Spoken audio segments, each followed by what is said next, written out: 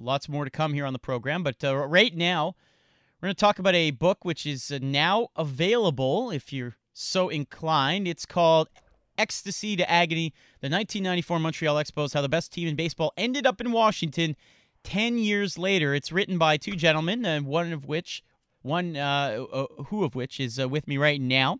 He is Danny Gallagher. Hey, Danny, how you doing? Thank you, Matthew, for having me on here. Danny Gallagher and Bill Young have teamed up for this book, and certainly it seems like you did as best as you could. I mean, speaking to 26 of the 32 players that played for the Expos in 1994, as well as some of the other big names, the coaches, Felipe Alou, some of the players that were dominating at that point, like Tony Gwynn, you did an exhaustive research into that season. What motivated you to do this book?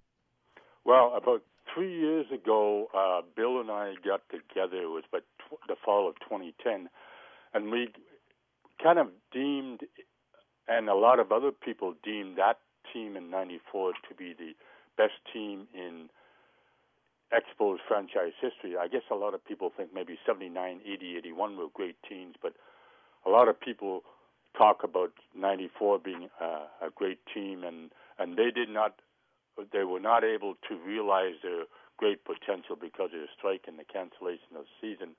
And they had a great team, and we thought that it would be great to explore all of the ups and downs of that season, including the labor situation and all the good things that were happening that year in terms of great performances and so on. So that's why we kind of thought we would put it together.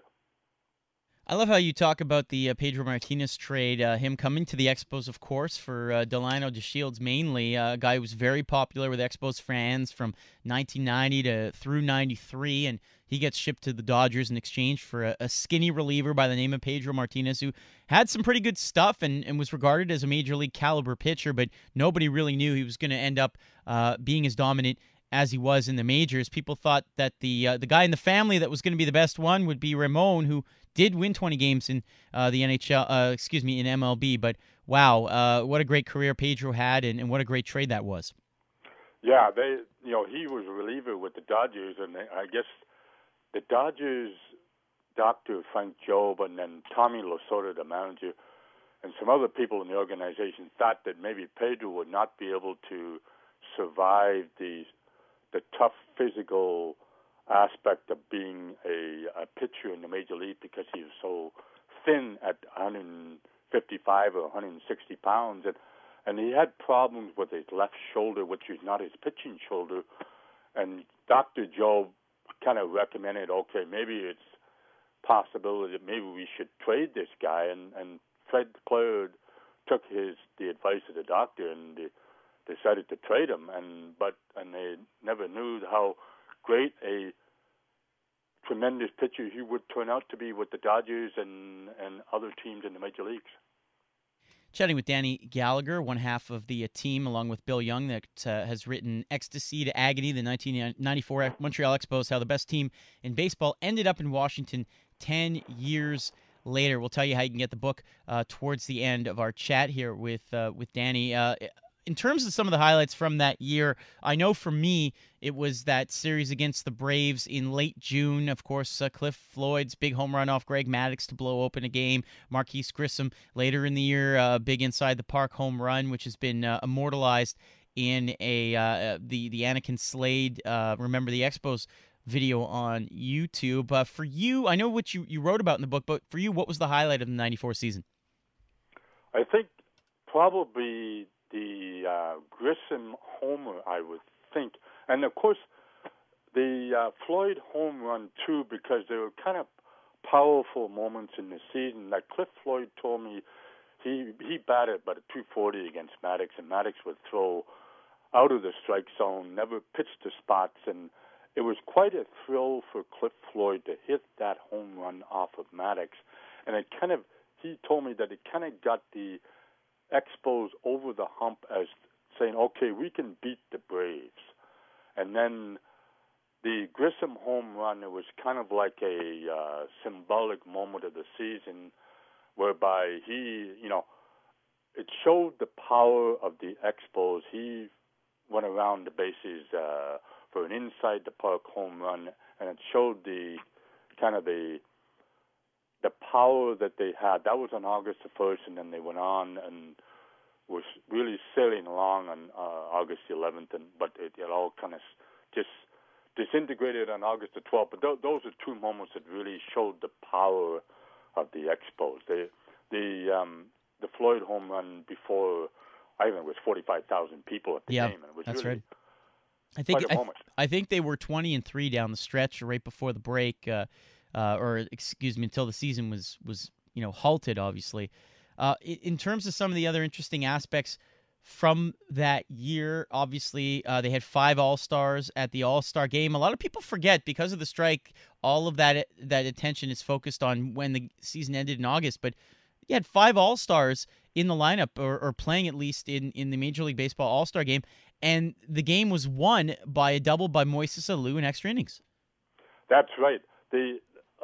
Darren Fletcher and Will Cordero and Moises Alou and Marquise and Ken Hill. And what was really surprising is Larry Walker, one of the great players that year, was not an All-Star in the That's All-Star right. game. But it was really gratifying for a guy like a lesser light like Darren Fletcher to make the All-Star team, because he's not exactly what you call a superstar, but he was really a great contributor to that team, and it was really special that he be selected to the All-Star team. And he told me that was a highlight of that season for him. Who did you enjoy chatting with the most amongst the players? I think Darren Fletcher and Cliff Floyd, because they were so eloquent, and they spent a fair amount of time talking to me, and they gave me some great anecdotes, and it was really, I think that those two guys kind of stand out to me because they were quite eloquent and gave me a lot of nice little tidbits. Who didn't you get a chance to chat with that was that'll haunt you perhaps? And look, we're not saying that you should have. 26 of 32 is a pretty good record.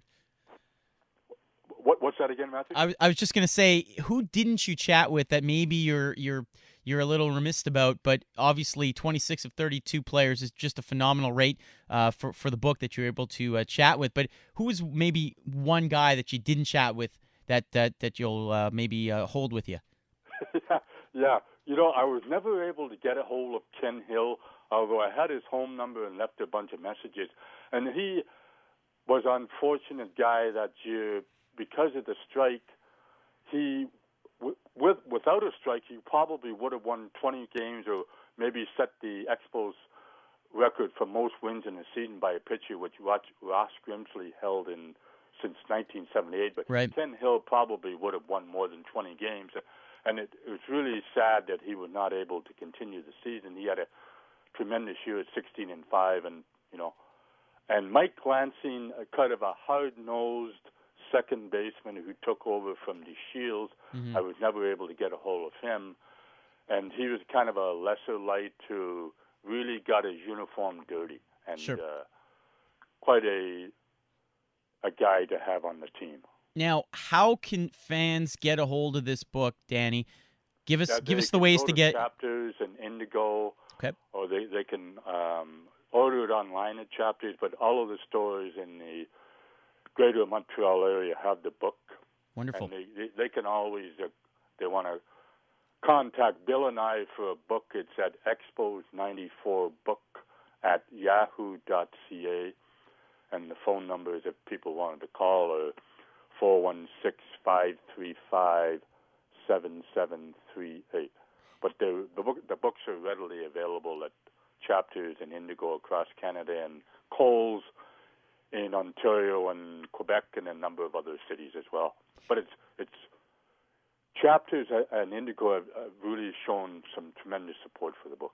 That's wonderful. Expos 94 book at yahoo.ca. The authors are Danny Gallagher and Bill Young. Danny, thank you so much for chatting with us this afternoon. Really enjoyed it. Brings us right back to then, and hopefully people will continue to snap up these books as certainly there's a lot of great stuff in there.